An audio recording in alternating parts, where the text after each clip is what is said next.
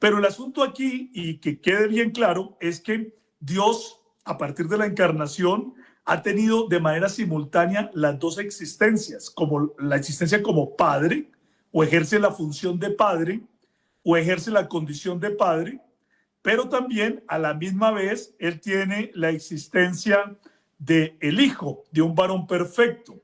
Entonces existe como un hombre verdadero, y ahí es donde está el punto. Ahí es donde están las distinciones que nosotros vamos a empezar a ver y que se pueden explicar por qué. Por la manifestación de Dios en carne, o en otras palabras, por la encarnación, ¿sí? Por eso se pueden explicar. Y ahí es donde está el punto fundamental que nosotros vamos a estar hablando.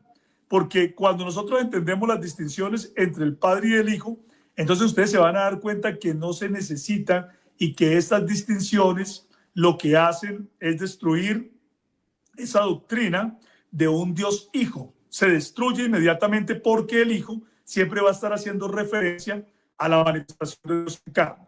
Estimados colegas, filólogos, gramatólogos y estudiosos de la sintaxis divina. Reanudamos nuestra cátedra de gramatología bíblica con Apologetic Science. Llegamos a la culminación de la argumentación del apologista modalista, Julio Clavijo.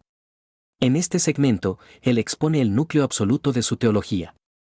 Cito sus palabras textuales: Dios, a partir de la encarnación, ha tenido de manera simultánea las dos existencias, ejerce la condición de Padre, pero también a la misma vez él tiene la existencia del Hijo, de un varón perfecto. El Hijo siempre va a estar haciendo referencia a la manifestación de Dios en carne. Mis queridos académicos, aquí el señor Clavijo ha fijado su posición sin dejar lugar a dudas. Para él, el Hijo es un título que nace en Belén, una existencia de carne que opera simultáneamente con la existencia del Padre como Espíritu eterno. Él se jacta de que esta explicación destruye la doctrina de un Dios Hijo, es decir, destruye la doctrina de la generación eterna del Hijo. Como gramatólogos, nuestra tarea es llevar esta afirmación al tribunal del texto griego. Y la sentencia es contundente: la postura unicitaria, al reducir al Hijo a una existencia nacida en la encarnación, rompe 4 reglas gramaticales innegociables del Nuevo Testamento. Reglas que no pueden ser violadas sin destruir el lenguaje inspirado. Tomen sus apuntes. Comencemos la disección final. Primera violación: la ruptura de la regla de la prelación ontológica en los verbos de envío.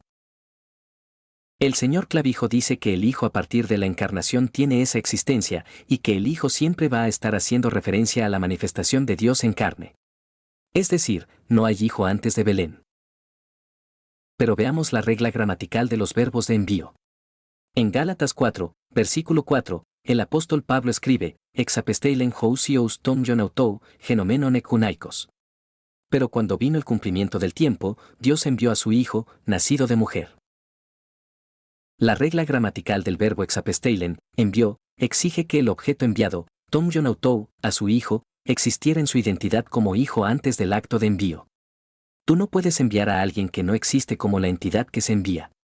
El verbo está en aoristo indicativo, indicando una acción puntual en el tiempo. El sujeto es housios, Dios el Padre, y el objeto es tom yon, al Hijo.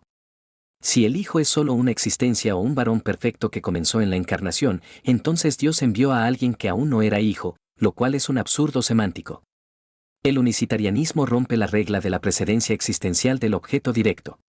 El texto griego exige que el Hijo ya fuera Hijo antes de ser enviado y antes de nacer de mujer. La doctrina del Dios Hijo eterno no es una invención trinitaria, es una exigencia de la sintaxis paulina. Segunda violación: la destrucción de la regla preposicional de coexistencia preencarnada. El señor Clavijo limita la distinción padre-hijo exclusivamente a partir de la encarnación. Pero el apóstol Juan, en su primer capítulo, versículo 1, escribe: en arch n hou logos, kai hou logos n pros ton theon.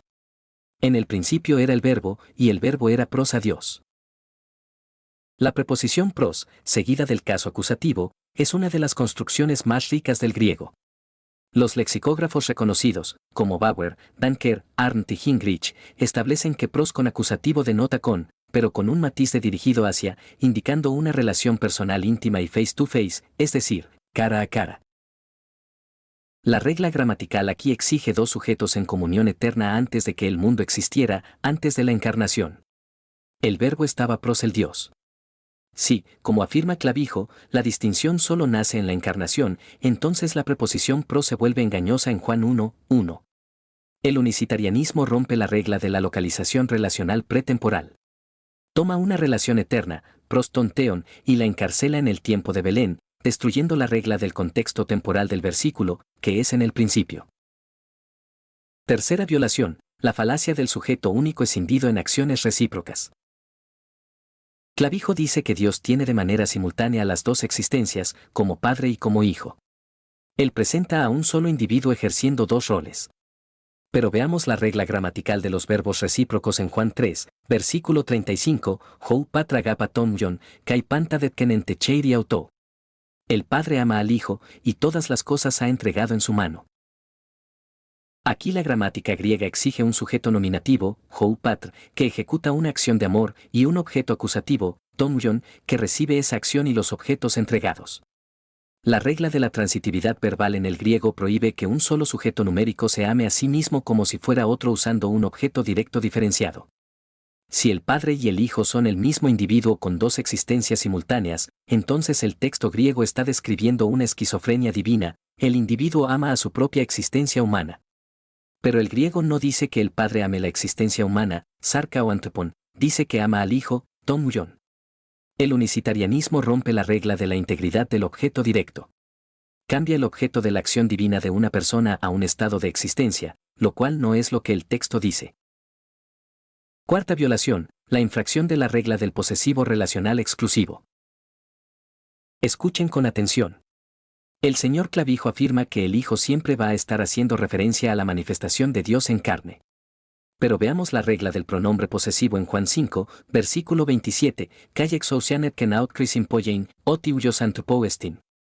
Y también le dio autoridad de juzgar, por cuanto es hijo del hombre. En el griego, la construcción ios antropou no es una referencia a una manifestación abstracta, sino a una identidad concreta y titular. Pero más devastador aún es Juan 3, versículo 16, ton monogen. A su Hijo unigénito. El adjetivo monogen significa único en su clase, sin paralelo.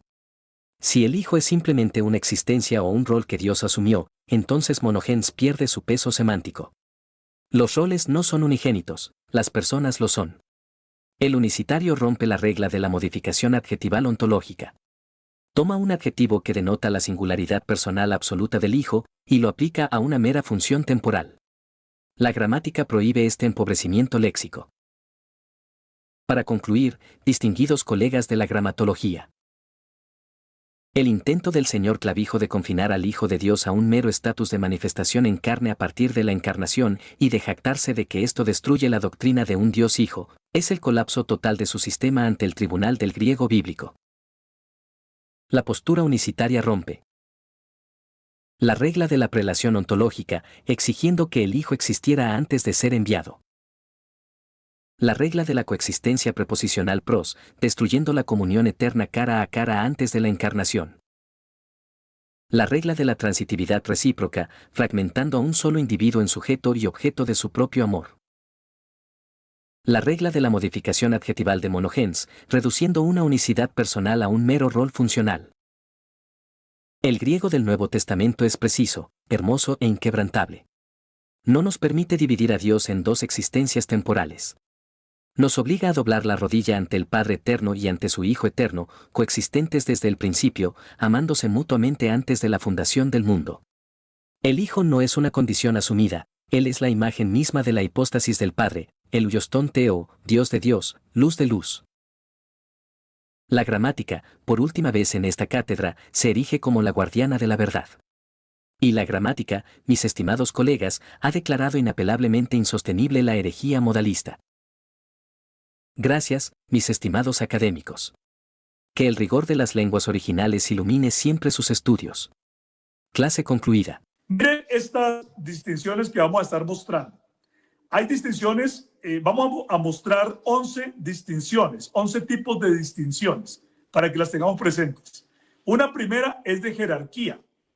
En Juan 14, 28, el Hijo dijo, porque el Padre es mayor que yo. Eso dijo el Hijo. ¿Sí? O sea, que se está mostrando que el Padre siempre va a ser mayor que el Hijo.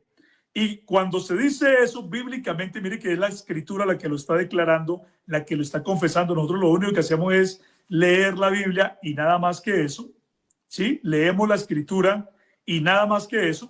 Entonces, pues nosotros entendemos que, claro, que la condición del Padre siempre va a ser mayor que la condición del Hijo, porque Dios como el Padre es el Espíritu eterno ilimitado, y en esa condición ilimitada, infinita, perfecta, ¿sí?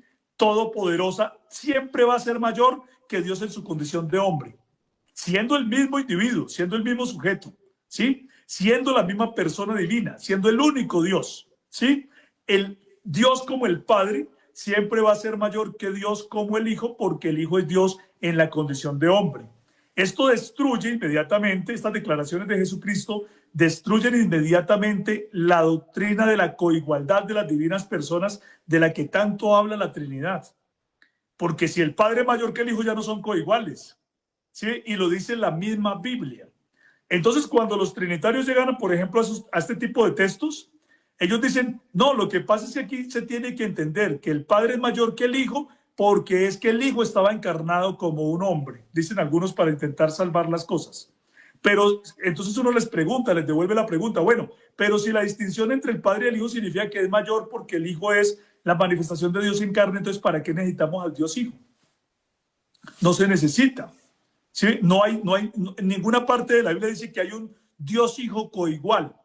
Lo que dice la Biblia más bien es que el Hijo es menor que el Padre y que el Padre es mayor que el Hijo, porque la condición de Dios como el Espíritu ilimitado nunca va a ser igual que a la condición de Dios como un varón perfecto. Entonces mire usted cómo la doctrina bíblica de las distinciones entre el Padre y el Hijo está explicando la verdad de la unicidad de Dios, pero cómo también esa doctrina bíblica está destruyendo a la doctrina de la coigualdad de las divinas personas en una Trinidad. Entonces las distinciones bíblicas entre el Padre y el Hijo, bien entendidas, lo que hacen es afirmar la unicidad de Dios y destruir a la Trinidad. Estimados colegas, filólogos, gramatólogos y estudiosos de la sintaxis divina.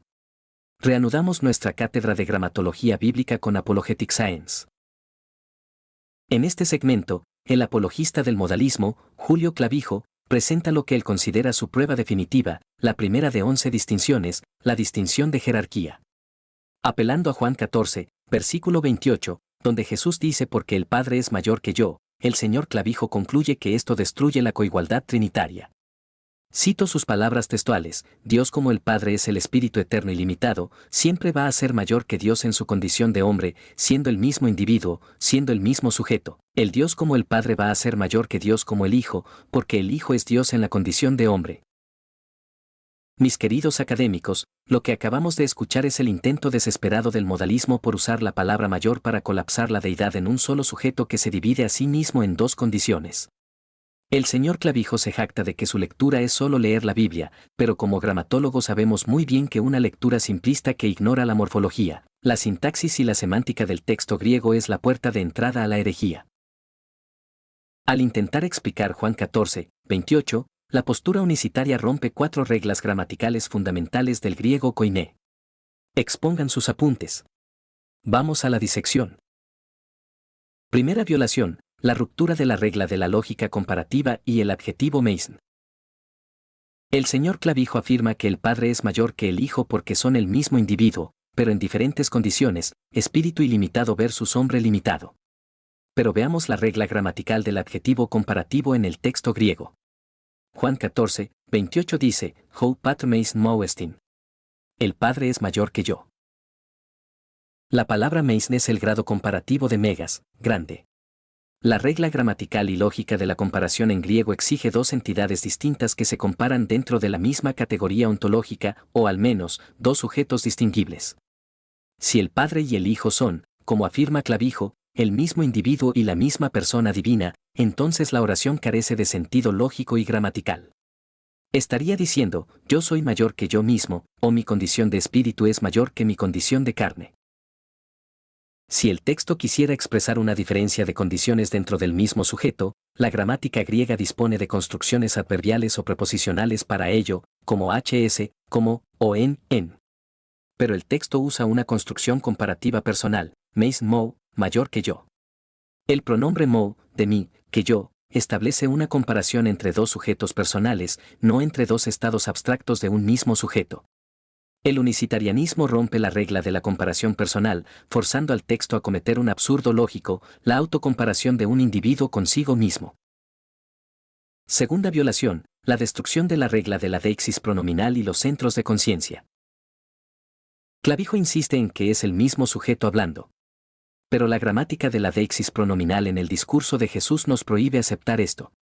En el contexto inmediato de Juan 14, Jesús dice en el versículo 26, Hou patrem theonomati mou apostelei. El Padre enviará en mi nombre. Y en el versículo 28, Ipac pros ton patera. Yo voy al Padre. La regla gramatical de los pronombres personales y de los verbos de movimiento exige una distinción de centros de conciencia. El yo, mou, ego, que habla, no es el Padre, Hou patra, al que va. Si el yo que va es la misma persona que el Padre al que va, entonces el verbo ipac, yo voy, se convierte en una ficción semántica. Un sujeto único no puede ir hacia sí mismo como si fuera otro. El unicitarianismo rompe la regla de la integridad del pronombre de primera persona frente al sustantivo de tercera persona. Toma al yo y al Padre, los fusiona en una sola persona y destruye la validez referencial de los verbos de traslación espacial y misión. Tercera violación, la falacia de la reducción categorial del término huyos a una mera condición. Escuchen con atención, colegas. El señor Clavijo dice que el Hijo es Dios en la condición de hombre. Es decir, reduce la palabra hijo a una naturaleza humana, a una condición. Pero la regla gramatical del sustantivo huyos en el griego del Nuevo Testamento no permite tal reducción. Cuando Jesús dice el Padre es mayor que yo, está hablando como el Hijo. Y el Hijo no es una condición, es un sujeto, una hipóstasis. En Juan 5, 27, Jesús dice, «Kai exousianet kenaut crisim poiein, oti huyos anthropoestin». Y le dio autoridad de juzgar, por cuanto es Hijo del Hombre. El sujeto que recibe la autoridad no es una naturaleza humana, sino una persona divino-humana. El error gramatical del unicitario es confundir la categoría de persona con la categoría de naturaleza. En la gramática teológica del Nuevo Testamento, el Padre y el Hijo son distinciones de persona, hipóstasis, no de naturaleza, physis. La naturaleza divina es una, las personas son distintas. El unicitarianismo rompe la regla de la coherencia categorial. Toma una distinción que la Biblia maneja a nivel personal y la degrada a un mero contraste entre espíritu ilimitado y carne limitada. Es una falacia de categoría gramatical de primer orden. Cuarta violación, la infracción de la regla de la subordinación económica frente a la ontología esencial. El señor Clavijo se jacta de que este texto destruye la doctrina de la coigualdad de las divinas personas. Su error es romper la regla hermenéutica y semántica que distingue entre el uso ontológico y el uso económico de los términos griegos. En el Evangelio de Juan, cuando Jesús dice el Padre es mayor que yo, el adjetivo meis se usa en el contexto de su estado de humillación, de su misión encarnada. Es una subordinación funcional, no una inferioridad de esencia. ¿Cómo lo sabemos? Porque la gramática del propio Jesús lo establece en Juan 10, versículo 30, ego kai hou patre genesmen. Yo y el Padre uno somos. La palabra gen es un adjetivo numeral neutro en nominativo, no masculino. Si Jesús hubiera querido decir yo y el Padre somos una sola persona, habría usado el masculino eis. Pero usa gen, que denota una unidad de esencia, de naturaleza, de voluntad. La gramática establece que el Hijo y el Padre son idénticos en su ser, coiguales, gen, pero el Hijo, en su encarnación, se somete funcionalmente al Padre, meisn. El unicitario rompe la regla de la distinción semántica entre el ser y el obrar. Toma una declaración de subordinación funcional y la impone sobre la ontología, ignorando la declaración explícita de unidad esencial que la misma gramática de Juan establece. Para concluir, distinguidos colegas de la gramatología. El intento del señor Clavijo de usar Juan 14, 28 para destruir la coigualdad trinitaria y probar que el Padre y el Hijo son el mismo individuo en dos condiciones, es un fracaso rotundo de exégesis lingüística. La postura unicitaria rompe la regla de la lógica comparativa, exigiendo que un sujeto sea mayor que sí mismo, un absurdo gramatical. La regla de la deixis pronominal, destruyendo la validez de los verbos de movimiento y misión interpersonal. La regla de la coherencia categorial, reduciendo la hipóstasis del Hijo a una mera condición o naturaleza. La regla de la semántica de la subordinación, ignorando la distinción gramatical entre el gen de la esencia y el meis de la función encarnada. El griego del Evangelio de Juan es sublime en su precisión. El Padre es mayor que el Hijo en el contexto de la misión redentora, pero el Padre y el Hijo son absolutamente uno en su esencia divina. No son un solo individuo vistiendo dos disfraces, son dos personas eternas, coiguales en gloria, unidas en un solo Dios verdadero. La gramática, una vez más, es el ancla de la ortodoxia. Y la gramática, colegas, ha declarado insostenible y absurda la herejía unicitaria. Gracias, mis estimados académicos. Que la verdad de las lenguas originales ilumine siempre sus mentes. Continúen escudriñando el texto. ¿Sí? Otra distinción, por ejemplo, la distinción de autoridad. ¿Sí? Dice en Juan 13:16, el enviado no es mayor que quien lo envió. ¿Sí? O sea, el Hijo estaba presentándose como el enviado, pero el enviado es el siervo, el siervo. Entonces, aquí se está poniendo que el ejemplo de que el Hijo es el siervo. ¿Se acuerda que la Escritura habló de que este es mi siervo a quien yo escogí y yo le he presentado para Isaías que... 42, Isaías 42. Eso, Isaías 42 y también Isaías 53 también habla del siervo, ¿sí? Entonces se está presentando que el enviado no es mayor que el que lo envió, porque el Hijo en esa condición de hombre aparece como siervo, ¿sí? Alguien que está al servicio. Y por eso dice que estando en la condición de hombre también tomó la condición de un siervo, dice Filipenses capítulo número 2. Entonces aquí nos está mostrando claramente que también hay una distinción de ¿qué? De autoridad. Van tomando nota. Mire, la primera es de jerarquía, el Padre es mayor que el Hijo. La segunda de autoridad. El enviado no es mayor que el que lo envió, porque Dios como el Padre es el Rey sobre todo, pero Dios como el Hijo es el siervo que vino para poner su vida en rescate por muchos. Como digo, el Hijo del Hombre no vino para ser servido, sino para servir y para poner su vida en rescate por muchos. Estimados colegas, filólogos, gramatólogos y estudiosos de la sintaxis divina. Reanudamos nuestra cátedra de gramatología bíblica con Apologetic Science. En este nuevo segmento, el apologista del modalismo, Julio Clavijo, presenta su segunda supuesta distinción, la distinción de autoridad. Para ello, apela a Juan 13, versículo 16, donde Jesús dice, el enviado no es mayor que quien lo envió. El señor Clavijo concluye que esto demuestra que Dios como el Padre es el Rey sobre todo, pero Dios como el Hijo es el siervo, porque el Hijo en esa condición de hombre aparece como siervo. Él cita además a Isaías 42, Isaías 53 y Filipenses 2, para reforzar la idea de que el Hijo es simplemente una condición de siervo asumida por el único Dios. Mis queridos académicos, aquí el señor Clavijo comete uno de los errores más graves en la exégesis neotestamentaria, la falacia de la reducción agencial. Al intentar explicar la relación entre el que envía y el que es enviado, el unicitarianismo rompe 4 reglas gramaticales fundamentales del griego koiné que rigen la semántica del envío, la identidad del sujeto, y la naturaleza de la autoridad divina. Tomen sus apuntes. Comencemos la disección. Primera violación, la ruptura de la regla del participio de agencia personal hou pempas.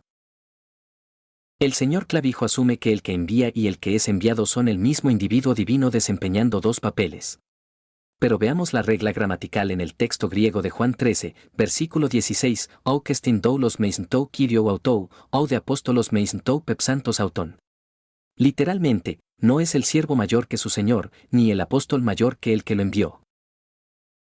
La construcción clave aquí es tou pepsantos, un participio aoristo activo del verbo pemp, enviar, en caso genitivo, con el artículo definido tou. La regla gramatical del participio articular en griego es que sustantiva una acción, convirtiéndola en una identidad personal. Hou pepsas o tou pepsantos no significa la función de enviar, sino el sujeto que envía. La regla de la agencia personal exige que el agente que envía y el agente que es enviado sean dos sujetos distinguibles. Si el Padre y el Hijo son el mismo individuo, como afirma Clavijo, entonces el texto estaría diciendo, el apóstol no es mayor que sí mismo, porque él mismo se envió a sí mismo. Esto destruye la semántica del verbo pem. En la sintaxis griega, el sujeto que envía permanece en su posición de origen, mientras que el sujeto enviado es trasladado a la misión. Un solo individuo numérico no puede permanecer y ser trasladado al mismo tiempo y en la misma relación. El unicitarianismo rompe la regla de la distribución espacial del agente. Fuerza al participio tou pepsantos a referirse a la misma persona que el apóstol, creando un absurdo lógico y gramatical. Segunda violación, la destrucción de la semántica del sustantivo apóstolos. El texto de Juan 13:16 utiliza la palabra apóstolos para referirse al enviado. El señor Clavijo la reduce a siervo, argumentando que es simplemente la condición de hombre. Pero la lexicografía griega prohíbe esta equivalencia. Apóstolos proviene del verbo apostel, que significa enviar lejos o comisionar con autoridad delegada. En el mundo helénico y judío del primer siglo, un apóstolos no era un mero siervo subordinado por naturaleza, era un representante delegado, un embajador plenipotenciario. La regla gramatical de la representación delegada dicta que el apóstolos lleva la autoridad del que lo envía, pero es una persona distinta. Un rey no envía a su propio yo disfrazado como embajador, envía a otro sujeto de su confianza. El unicitario rompe la regla de la alteridad representativa. Toma un término que intrínsecamente exige dos sujetos, el que delega y el que es delegado, y los colapsa en un solo yo divino, vaciando la palabra apóstolos de su contenido jurídico y relacional. Tercera violación, la infracción de la regla del pronombre reflexivo eutón en Filipenses 2, versículo 7. El señor Clavijo cita Filipenses 2, donde dice que Jesús tomó la condición de un siervo. Él argumenta que esto demuestra que el Hijo es solo la condición de hombre que Dios asumió. Pero la gramática del texto griego destroza esta afirmación. El apóstol Pablo escribe en Filipenses 2, versículo 7, «Haya eutonekensen, morten dou lou labn», sino que se despojó a sí mismo, tomando forma de siervo. El pronombre clave es euton, a sí mismo. La regla gramatical del pronombre reflexivo de tercera persona exige que el sujeto que ejecuta la acción, ekensen, despojó, y el objeto que la recibe, euton, a sí mismo, sean la misma persona. Presten atención, colegas, el sujeto que se despoja a sí mismo es el mismo sujeto que en el versículo 6 existía en forma de Dios, Hous en mor teo y parchon. Sí, como dice Clavijo, el Hijo es solo la condición de siervo que comenzó en la encarnación, entonces el sujeto que se despojó no puede ser el Hijo, porque el Hijo, según él, no existía antes de la encarnación. El sujeto que se despoja tiene que ser el Padre. Pero si el Padre se despojó a sí mismo tomando forma de siervo, entonces el Padre se convirtió en el Hijo, lo cual significa que el Padre dejó de existir como Padre. El unicitarianismo rompe la regla de la continuidad referencial del pronombre reflexivo. No puede sostener que el Padre sigue siendo el Padre eterno mientras afirma que ese mismo sujeto se vació a sí mismo en la condición de siervo. La gramática exige un sujeto eterno que asume una nueva naturaleza sin dejar de ser quien es, lo cual requiere la distinción de personas. El Padre no se encarnó, el Hijo eterno se encarnó. Cuarta violación, la falacia de la exclusividad ontológica en la subordinación funcional. El señor Clavijo afirma que el Padre tiene la autoridad porque es el Rey sobre todo, y el Hijo es menor porque es el siervo, concluyendo que esto destruye la coigualdad trinitaria. Aquí, el unicitario rompe la regla de la distinción entre la ontología y la economía. En el Evangelio de Juan, la subordinación del Hijo al Padre es económica, es decir, relativa a su misión en la encarnación, no a su esencia eterna. ¿Cómo lo sabemos por la gramática? En Juan 5, versículo 22, leemos, «Hougar patro de crineia oden, ayate en crisim pasan det kentewi». Porque el Padre a nadie juzga, sino que todo el juicio dio al Hijo. Y en el versículo 23, «Iña pantes tim sin tom yon cats timos y tom patera». Para que todos honren al Hijo, así como honran al Padre. La construcción griega cats, holds, así como, de la misma manera, establece una correlación de igualdad. La regla gramatical de la cláusula comparativa de igualdad exige que el honor dado al Hijo sea idéntico en calidad y magnitud al honor dado al Padre. Si el Hijo fuera ontológicamente inferior, es decir, solo una condición de hombre o un siervo por naturaleza, la gramática de Juan exigiría un honor proporcional a un hombre. Pero Jesús exige el mismo honor. El unicitarianismo rompe la regla de la proporcionalidad comparativa.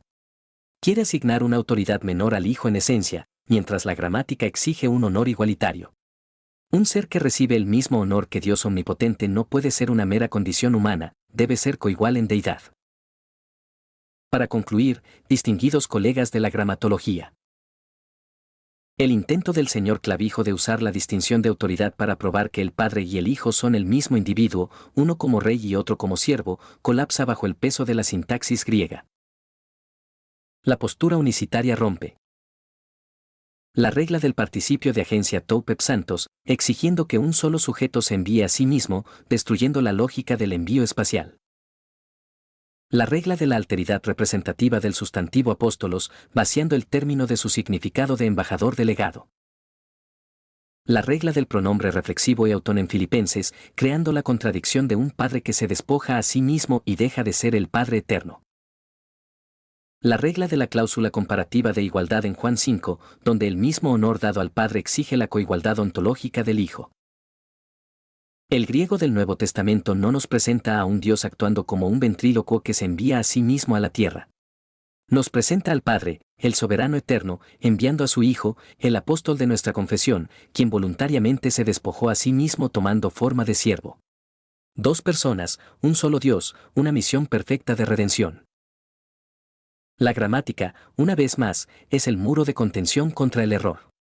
Y la gramática, colegas, ha declarado insostenible la herejía unicitaria. Gracias, mis estimados académicos. Que la filología sagrada siga siendo su espada. Continúen escudriñando el texto. Otra distinción que también vemos es la distinción de la omnisciencia. Omnisciencia, muy importante esta. En Mateo 24:36, el Hijo nos mostró que el Padre lo sabe todo, pero el Hijo en su limitación humana no, ni siquiera conoce el día y la hora de su segunda venida. ¿Sí ven? Entonces es muy importante esto, porque otra vez uno le pregunta a los trinitarios, bueno, pero si el Hijo no sabe el día y la hora de su segunda venida, ¿cómo son coiguales? Entonces otra vez vuelven y dicen, lo que pasa es que cuando usted esté viendo esas distinciones, tiene que entender que es que el Hijo se ha manifestado como un hombre. Pues entonces si las limitaciones son realmente la humanidad, entonces no se necesita el Dios Hijo. El Dios Hijo es innecesario, no hace falta, no se necesita, entorpece el plan de salvación. Es como presentar a otro individuo que no se requiere, que no hace falta. Porque cuando entendemos por qué a Dios se le llama Padre y por qué a Dios se le llama el Hijo y que Él ejerce de manera simultánea ambas funciones divinas, entonces no tenemos ningún problema en entender que un solo Dios todopoderoso podía hacer eso. Estimados colegas, filólogos, gramatólogos y estudiosos de la sintaxis divina. Reanudamos nuestra cátedra de gramatología bíblica con Apologetic Science. En este nuevo segmento, el apologista del modalismo, Julio Clavijo, presenta su tercera supuesta prueba, la distinción de la omnisciencia. Apelando a Mateo 24, versículo 36, y a la confesión de Jesús de no conocer el día ni la hora de su segunda venida, el señor Clavijo concluye que el Padre lo sabe todo, pero el Hijo, en su limitación humana, no. Luego, se burla de la explicación trinitaria, argumentando que si las limitaciones son solo por la humanidad, entonces el Dios Hijo es innecesario, no hace falta, entorpece el plan de salvación. Él reitera que un solo Dios todopoderoso ejerce de manera simultánea ambas funciones. Mis queridos académicos, lo que acabamos de escuchar es el intento clásico del unicitarianismo por usar la ignorancia temporal de Cristo para negar su preexistencia personal y deidad coigual. El señor Clavijo presume que esta distinción de conocimiento destruye la Trinidad, pero no se da cuenta de que, al hacerlo, destruye las reglas más básicas de la lógica predicativa y de la sintaxis griega. Como gramatólogos, debemos llevar este texto al tribunal del Koiné. Y la sentencia es contundente, la postura unicitaria, al intentar explicar Mateo 24, 36, rompe 4 reglas gramaticales fundamentales. Tomen sus apuntes. Comencemos la disección. Primera violación, la ruptura de la regla de la no contradicción en la predicación de un solo sujeto. El señor Clavijo dice que es un solo Dios todopoderoso que ejerce de manera simultánea la función de Padre omnisciente y la función de Hijo ignorante. Aquí, el modalismo comete un atentado contra la ley fundamental de la lógica lingüística, la ley de la no contradicción. En la gramática, no puedes atribuir predicados mutuamente excluyentes al mismo sujeto numérico, en el mismo sentido y al mismo tiempo. Un sujeto único no puede ser omnisciente, que lo sabe todo, y no omnisciente, que ignora el día y la hora, de manera simultánea. Si el Padre y el Hijo son el mismo individuo, como afirma Clavijo, entonces ese individuo sabe la fecha y, al mismo tiempo, no sabe la fecha. Esto es un absurdo sintáctico y semántico. La gramática del Nuevo Testamento resuelve esto mediante la regla de la predicación dual, lo que la teología llama la comunicación de idiomas. El sujeto personal, el Hijo Eterno, es omnisciente según su naturaleza divina, pero asume la ignorancia de ciertos datos en su naturaleza humana. El unicitarianismo rompe la regla de la coherencia lógica del sujeto. Al negar dos naturalezas en una sola persona, se ve obligado a fragmentar a un solo sujeto en una esquizofrenia cognitiva, donde Dios se engaña a sí mismo simultáneamente. Segunda violación, la destrucción de la regla de la cláusula exceptiva eime. Para ser rigurosos académicos, debemos ir al texto griego más seguro en este pasaje, que es el de Marcos 13, versículo 32, donde la frase clave está atestiguada sin disputa. Peri de tes emeras ekeins tes eras ou de isoiden, ou de hoy angeloyen ouran, ou de hou huyos, eyeme hou patr. Pero de aquel día y de la hora nadie sabe, ni los ángeles en el cielo, ni el Hijo, sino el Padre. La construcción gramatical crítica aquí es la partícula exceptiva eyeme, sino, excepto. La regla gramatical de la cláusula exceptiva exige que la entidad que se excluye sea distinta de la categoría que se acaba de mencionar. El texto dice que nadie sabe, y luego excluye al Padre. Esto establece una dicotomía de conocimiento entre el Hijo y el Padre. Si el Hijo y el Padre son el mismo individuo, la cláusula eyeme hou patr, sino el Padre, se convierte en un disparate. Estaría diciendo, nadie sabe, excepto yo mismo, que no sé. La partícula eyeme pierde su función gramatical de señalar a un sujeto distinto que posee lo que a los demás les falta. El unicitarianismo rompe la regla de la excepción exclusiva. Fuerza a la conjunción sino a apuntar al mismo sujeto que acaba de confesar ignorancia, destruyendo la semántica de la excepción. Tercera violación, la falacia de la reducción del sujeto houyos a una mera naturaleza. El señor Clavijo dice que el Hijo en su limitación humana no sabe. Él reduce el término hijo a sinónimo de naturaleza humana. Pero el texto griego dice ou de houyos, ni el Hijo. El sujeto que no sabe no es una naturaleza abstracta, ni una función, es el sujeto personal, articulado y definido, houyos. La regla gramatical del sujeto nominativo exige que houyos sea una persona, un centro de conciencia capaz de saber o no saber. Las naturalezas no saben ni ignoran, las personas sí. Al decir que el Hijo es solo la condición humana, el unicitario comete una falacia de reificación, tratando a una persona como si fuera un atributo o un estado del Padre. Pero la gramática es implacable, houyos es un alguien, no un algo. El unicitarianismo rompe la regla de la personalización del sustantivo articulado. Cuarta violación, la infracción de la regla de la consistencia en la ascripción del verbo oída. El señor Clavijo se jacta de que el Dios Hijo es innecesario porque la limitación es solo de la humanidad. Pero lo que él ignora es que la gramática del Nuevo Testamento le da la razón a la ortodoxia y lo contradice a él. El verbo griego para saber en este pasaje es oiden, del verbo oída, que es un perfecto lógico con fuerza de presente. Denota un conocimiento absoluto, intuitivo y pleno. Ahora bien, este mismo verbo se le aplica al Hijo en otros pasajes de manera absoluta.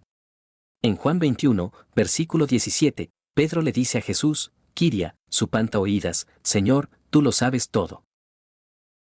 La regla de la consistencia léxica exige que si oída denota omnisciencia cuando se aplica al Padre, y el mismo verbo se aplica al Hijo confesando que sabe todas las cosas, entonces el Hijo comparte la misma deidad omnisciente. ¿Cómo resolvemos que el mismo sujeto sepa todo y, sin embargo, no sepa el día? Por la regla de la doble naturaleza, que el señor Clavijo desprecia. El Hijo, como persona divina, sabe todas las cosas, pero el Hijo, en su encarnación, asume una mente humana finita que elige no acceder a esa información por el plan de redención. El unicitario rompe la regla de la armonía verbal interna. Aísla un pasaje para negar la deidad del Hijo, ignorando que la misma palabra griega le atribuye omnisciencia total al mismo sujeto en otro contexto.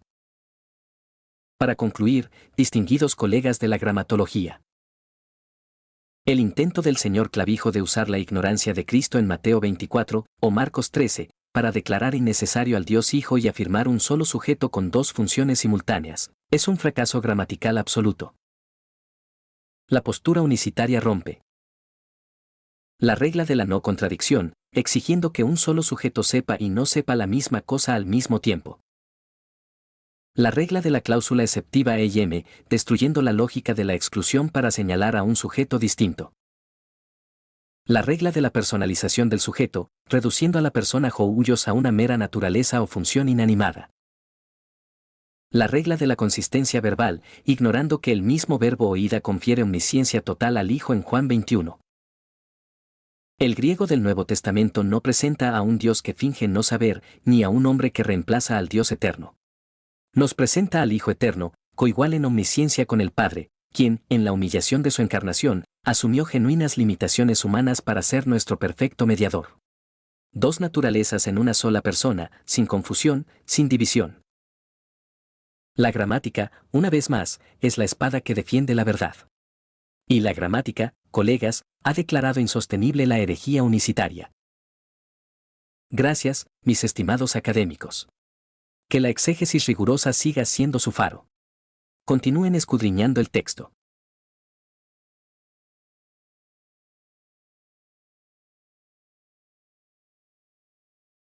¿Sí? Otra distinción, la cuarta, es la de voluntad. Voluntad. El Hijo somete su voluntad humana a la voluntad divina del Padre. Mateo 22:42 y otros textos más dicen que no se haga mi voluntad sino la tuya, ¿cierto? O sea, siempre mostrando que la voluntad humana del Hijo se debe rendir ante la voluntad divina del Padre, porque Dios en su condición de Padre ejerce una voluntad divina, pero Dios en su condición de Hijo ejerce una voluntad humana perfecta que siempre se va a someter a la voluntad del Padre. Este texto también tiene muchos problemas para la Trinidad, porque si los trinitarios están pensando que hay una voluntad divina diferente, entonces habrían dos voluntades divinas. Y peor aún, si las dos voluntades divinas se pueden contradecir, estamos metidos en un problema, porque entonces hay dos dioses que se pueden contradecir. ¿Qué tal que algún día el Dios Hijo dijera que no quiere rendir más su voluntad divina a la voluntad divina de la primera persona? Entonces habría un conflicto terrible y hasta el mundo se podría acabar.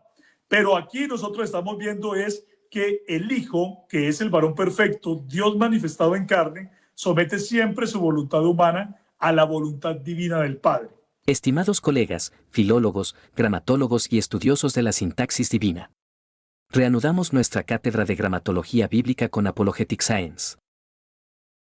En este nuevo segmento, el apologista del modalismo, Julio Clavijo, presenta su cuarta supuesta prueba, la distinción de voluntad. Apelando a pasajes donde Jesús dice no se haga mi voluntad, sino la tuya, el señor Clavijo concluye que la voluntad del Hijo es puramente humana, sometida a la voluntad divina del Padre.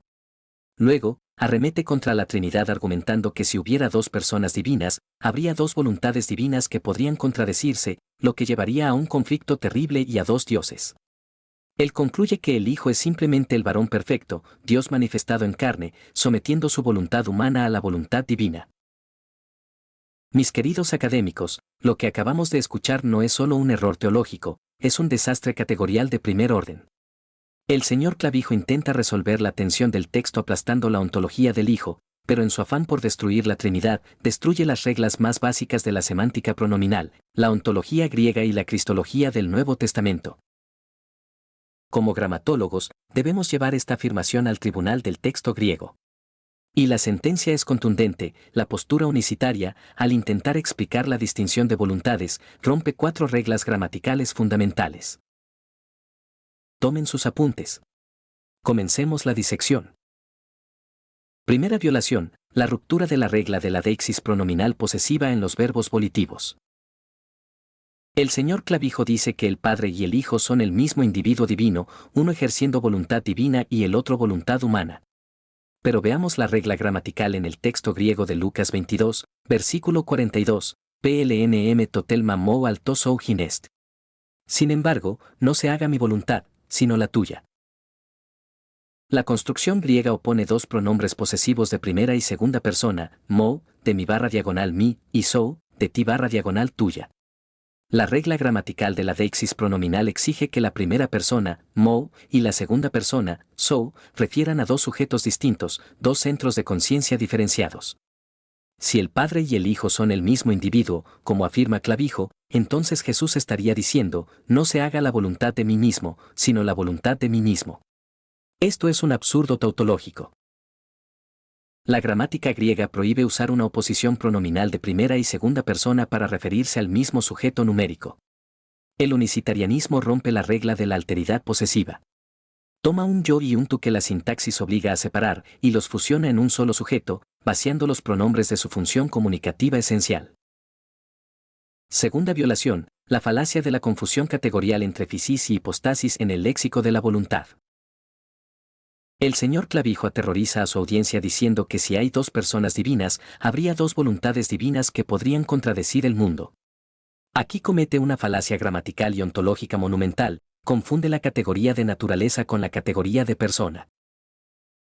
En la gramática teológica del griego clásico y neotestamentario, la voluntad es una propiedad de la fisis, es decir, de la naturaleza, no de la hipostasis, es decir, de la persona. La regla ontológica dicta que una sola naturaleza tiene una sola voluntad. El Dios único tiene una sola naturaleza divina y por lo tanto, una sola voluntad divina. Las tres personas de la Trinidad comparten esa única voluntad divina. No hay tres voluntades divinas en la Trinidad, hay una sola. El unicitario rompe la regla de la atribución categorial. Toma la voluntad, que pertenece al plano de la esencia, y la traslada ilegítimamente al plano de la persona. Al hacer esto, construye un hombre de paja, afirmando que la Trinidad cree en tres dioses con tres voluntades en conflicto, cuando la gramática de la ortodoxia siempre ha confesado un solo telma divino compartido por el Padre, el Hijo y el Espíritu Santo. Tercera violación, la destrucción de la regla del monoenergismo cristológico en Juan 6, versículo 38. El señor Clavijo reduce la voluntad del Hijo a una mera voluntad humana. Dice que el Hijo es Dios manifestado en carne y que por eso somete su voluntad humana a la divina. Pero la gramática del Evangelio de Juan destruye esta reducción. En Juan 6, versículo 38, Jesús dice, Oti katabebka apotou ouranou, o kiña pois totel matoemon, haya totel matou pempsantos me. Porque he descendido del cielo, no para hacer mi voluntad, sino la voluntad del que me envió. Noten la precisión gramatical, Jesús dice katabebka, he descendido, un perfecto activo indicativo que denota una acción completada con resultados continuos. Él afirma que descendió del cielo. Luego contrasta toemon telma, mi voluntad, con totelma tou pempsantos, la voluntad del que me envió. Si el Hijo solo tuviera una voluntad humana que comenzó a existir en Belén, no podría hablar de mi voluntad en contraste con la del Padre en el contexto de su preexistencia, es decir, de su descenso del cielo. La regla gramatical del contraste volitivo exige que el Hijo, como persona divina, posea la misma voluntad divina que el Padre, pero en su encarnación, asume una voluntad humana distinta que se somete a la única voluntad divina compartida. El unicitario rompe la regla de la coherencia del sujeto preexistente. Quiere que el Hijo descienda del cielo, pero que solo tenga voluntad humana en la tierra, lo cual es sintácticamente y ontológicamente imposible. Cuarta violación, la infracción de la regla del participio de misión tou pempsantos. Una vez más, el texto griego presenta al Padre como tou pempsantos me, del que me envió. El participio aoristo pempsantos denota una acción de envío realizada por un sujeto distinto del que es enviado. El señor Clavijo afirma que este envío es simplemente el mismo Dios poniéndose una condición de hijo. Pero la gramática del participio de agencia exige un agente primario que no es el mismo que el agente enviado. Si la voluntad del Padre y la voluntad del Hijo fueran de un solo sujeto, no habría necesidad de un envío, ni de una sumisión, ni de una oración en el huerto de Getsemaní. La oración misma, gramaticalmente, es la comunicación de un yo a un tú. El unicitarianismo rompe la regla de la acción interpersonal. Convierte la oración más sublime del Hijo al Padre en un monólogo teatral de un solo individuo hablando consigo mismo, destruyendo la esencia misma de lo que es la oración, una comunicación relacional entre dos personas distintas. Para concluir, distinguidos colegas de la gramatología. El intento del señor Clavijo de usar la distinción de voluntades para negar la Trinidad y reducir al Hijo a una mera condición humana es un fracaso absoluto desde la perspectiva de la lingüística y la ontología griega. La postura unicitaria rompe la regla de la deixis pronominal posesiva, exigiendo que mou y sou se refieran al mismo sujeto, un absurdo gramatical. La regla de la categorización ontológica, confundiendo la voluntad como propiedad de la naturaleza con la persona y creando un falso dilema de tres dioses. La regla de la coherencia del sujeto preexistente en Juan 6, ignorando que el Hijo que descendió del cielo no puede estar limitado a una mera voluntad humana nacida en Belén. La regla de la acción interpersonal en la oración, convirtiendo la comunión eterna entre el Padre y el Hijo en una esquizofrenia divina. El griego del Nuevo Testamento no nos presenta a un Dios que finge orar a sí mismo, ni a un Hijo limitado a una sola voluntad humana.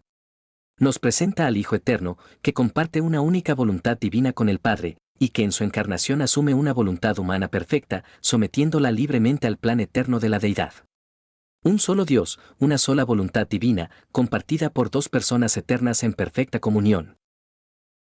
La gramática, una vez más, es la antorcha que disipa las tinieblas del error.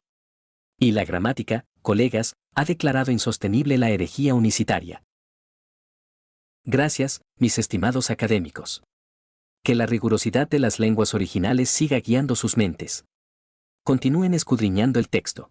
Otra distinción, la quinta, es la distinción de origen. Y esto es muy importante cuando se habla de origen. ¿Por qué razón? Porque la Biblia dice en Isaías 9:6 que el Padre es eterno. Dios como el Padre es eterno. Es decir, Dios como el Padre no tiene principio ni fin, no tiene padre ni madre, no le debe su existencia a nadie. Dios como el Padre no tiene coiguales a Él. Dios como el Padre es ilimitado. Dios como el Padre es el origen de todo. Por eso se llama el Padre eterno, según Isaías 9:6. Pero la Biblia dice que el Hijo sí tuvo un origen. El Hijo nació de mujer y tuvo un principio en el tiempo, según Gálatas 4:4. Cuando vino el cumplimiento del tiempo, Dios envió a su Hijo, nacido de mujer y nacido bajo la ley. ¿Sí? Cuando vino el cumplimiento del tiempo fue que apareció el Hijo. O sea que el Hijo tuvo un origen. ¿Origen? ¿Un origen en qué? En que salió de Dios como un hombre cuando fue engendrado en la Virgen María y salió también de la Virgen María.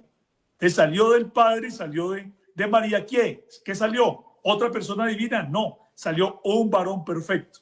Entonces, por eso, la distinción de origen. Estimados colegas, filólogos, gramatólogos y estudiosos de la sintaxis divina. Reanudamos nuestra cátedra de gramatología bíblica con Apologetic Science. En este nuevo segmento, el apologista del modalismo, Julio Clavijo, presenta su quinta distinción, la distinción de origen. Su argumentación se basa en un contraste radical, citando Isaías 9, versículo 6, afirma que el Padre es eterno, sin principio, sin fin, sin coiguales. Pero luego, citando Gálatas 4, versículo 4, concluye que el Hijo sí tuvo un origen, nació de mujer y tuvo un principio en el tiempo, apareció el Hijo, salió de Dios como un hombre cuando fue engendrado en la Virgen María. ¿Qué salió? No salió otra persona divina, salió un varón perfecto. Mis queridos académicos, lo que acabamos de escuchar es la tesis central del arrianismo histórico vestida de ropaje unicitario. El señor Clavijo está afirmando que el Hijo es una criatura temporal, un varón perfecto que comenzó a existir en Belén, y que no es una persona divina eterna. Al hacer esto, el modalismo no solo comete una herejía cristológica, sino que comete un atentado directo contra la morfología verbal, la semántica preposicional y la sintaxis del griego paulino y joánico. Como gramatólogos, debemos llevar estas afirmaciones al tribunal del texto griego. Y la sentencia es contundente, la postura unicitaria, al intentar establecer esta distinción de origen, rompe 4 reglas gramaticales fundamentales del Nuevo Testamento. Tomen sus apuntes. Comencemos la disección. Primera violación, la ruptura de la regla de la prelación existencial en los verbos de envío. El señor Clavijo cita Gálatas 4, versículo 4, cuando vino el cumplimiento del tiempo, Dios envió a su Hijo, nacido de mujer. Él concluye que el Hijo tuvo un origen y apareció en ese momento. Pero veamos la regla gramatical del verbo de envío en el texto griego, exapesteilen housios tom jonauto. Dios envió a su Hijo. El verbo exapesteilen es el aoristo indicativo activo de exapostel, enviar desde afuera, enviar con un propósito. La regla gramatical y lógica de los verbos de envío en el griego exige que el objeto enviado, en este caso, tom jonautou, a su hijo, exista en su identidad como hijo antes del acto de envío. Tú no puedes enviar a alguien que aún no existe. No puedes enviar una idea o un plan. El verbo exige un sujeto personal preexistente. Si el Hijo es, como dice Clavijo, un varón perfecto que solo comenzó a existir en el momento del envío, entonces el texto estaría diciendo que Dios envió a alguien que no era el Hijo para que se convirtiera en el Hijo al llegar a María. El unicitarianismo rompe la regla de la precedencia ontológica del objeto directo. El texto griego exige que el Hijo ya fuera el Hijo antes de ser enviado y antes de nacer de mujer. Segunda violación, la destrucción de la regla del participio de asunción genomenon. El señor Clavijo se aferra a la frase nacido de mujer para probar que el Hijo tuvo un principio en el tiempo. El texto griego dice, genomenon ekunaikos. La palabra clave es genomenon, que es el participio aoristo medio de ginomai, que significa llegar a ser, suceder o asumir un estado. La regla gramatical del participio de ginomai en construcción con un sustantivo ya definido, como tomyon, al hijo, no denota la creación de una nueva persona, sino la asunción de un nuevo estado por parte de una persona que ya existe. El participio genomenon modifica al hijo, indicando que el Hijo Eterno asumió la condición de nacido de mujer. No dice que el Hijo comenzó a existir al nacer de mujer. Si el apóstol Pablo hubiera querido decir que el Hijo comenzó a existir en ese momento, habría utilizado el verbo ptis, crear, o habría dicho tom yon ton genomenon como si el título de hijo fuera el resultado del nacimiento. Pero el texto dice que el que ya era el Hijo fue enviado, asumiendo, genomenon, una naturaleza humana. El unicitarianismo rompe la regla del aspecto verbal de asunción. Convierte un verbo de asunción de estado en un verbo de generación absoluta, destruyendo la preexistencia del sujeto. Tercera violación, la falacia de la reducción preposicional en la salida equipara. Clavijo dice que el Hijo salió de Dios como un hombre y salió de María. Él reduce la salida del Hijo a un evento físico y biológico. Pero la gramática del Evangelio de Juan destruye esta reducción. En Juan 8, versículo 42, Jesús dice, ego ectou teo eston kaya hk. Yo salí de Dios y he venido. Y en Juan 16, versículo 28, eston paratou patros kaya yita eiston cosmon. Salí del Padre y he venido al mundo. La preposición para con el genitivo, paratou patros, denota origen desde la presencia íntima de alguien. Y el verbo eston, salí, indica un movimiento de traslación personal desde esa presencia. La regla gramatical de estas preposiciones y verbos de movimiento exige que el sujeto que sale, ego, yo, existiera personalmente junto al Padre antes de salir. Un varón perfecto de carne y hueso no existía para tou patros en la presencia del Padre, en la eternidad. Lo que salió del Padre fue una persona divina, no una naturaleza humana fabricada en el momento. El unicitario rompe la regla de la localización preposicional eterna. Toma un verbo que exige preexistencia personal en la gloria del Padre y lo limita a un parto biológico en Belén. Cuarta violación, la infracción de la regla de la eternidad relacional en monogens. El señor Clavijo concluye con una pregunta retórica, ¿qué salió? No salió otra persona divina, salió un varón perfecto. Con esto, niega que el Hijo sea una persona divina eterna. Pero la gramática de Juan 1, versículo 18, lo contradice frontalmente, monogens sious houn eiston kolpon tou patros. El Dios unigénito, el que está en el seno del Padre. El adjetivo monogens significa único en su especie, sin paralelo, denotando una relación única y exclusiva. Y el participio presente houn, el que es barra diagonal el que existe continuamente, seguido de eiston kolpon, hacia el seno barra diagonal en el seno, del Padre, indica una relación eterna y continua. La regla gramatical del participio presente exige que esta relación de hijo unigénito en el seno del Padre no sea un evento temporal, sino un estado eterno. El Hijo no se convirtió en monogens en Belén, Él es eternamente el monogens en relación con el Padre. El unicitarianismo rompe la regla de la relación eterna adjetival. Toma un adjetivo que denota una filiación eterna y lo encarcela en el tiempo, reduciéndolo a un ser humano creado. Para concluir, distinguidos colegas de la gramatología. El intento del señor Clavijo de usar la distinción de origen para negar la preexistencia del Hijo como persona divina y reducirlo a un varón perfecto que comenzó en Belén, es un desastre gramatical absoluto. La postura unicitaria rompe la regla de la prelación existencial del verbo de envío, exigiendo que se envíe a alguien que aún no existe. La regla del participio de asunción genomenon, confundiendo la asunción de una nueva naturaleza con la creación de una nueva persona. La regla de la localización preposicional para tou patros, ignorando que el sujeto que sale del Padre preexistía en su presencia íntima. La regla de la eternidad relacional de monogens, reduciendo una relación eterna a un evento temporal. El griego del Nuevo Testamento no nos presenta a un hijo que apareció en el tiempo como una criatura. Nos presenta al Hijo Eterno, el monogen Theos, que existía en el seno del Padre desde la eternidad y que en la plenitud de los tiempos fue enviado, asumiendo, genomenon, una naturaleza humana, naciendo de mujer para nuestra redención. El Hijo no tiene origen en el tiempo, Él es el Alfa y la Omega, el origen mismo de todas las cosas junto con el Padre. La gramática, una vez más, es el baluarte de la ortodoxia. Y la gramática, colegas, ha declarado insostenible la herejía unicitaria. Gracias, mis estimados académicos. Que la filología sagrada siga siendo su espada inquebrantable. Continúen escudriñando el texto.